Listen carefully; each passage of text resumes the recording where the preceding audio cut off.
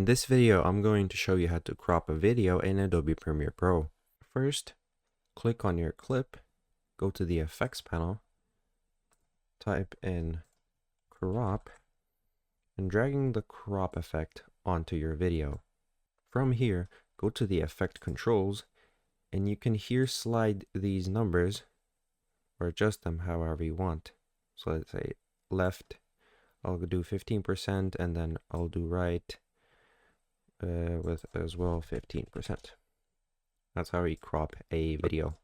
Now, if you want to change its format from, like, let's say a horizontal video to a vertical video, you go to sequence settings, and it's now 1920 by 1080. You simply switch these numbers.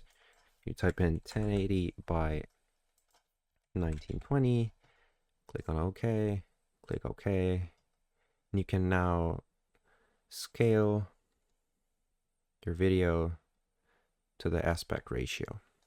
And that's basically it. If you found this video helpful, please consider liking and subscribing.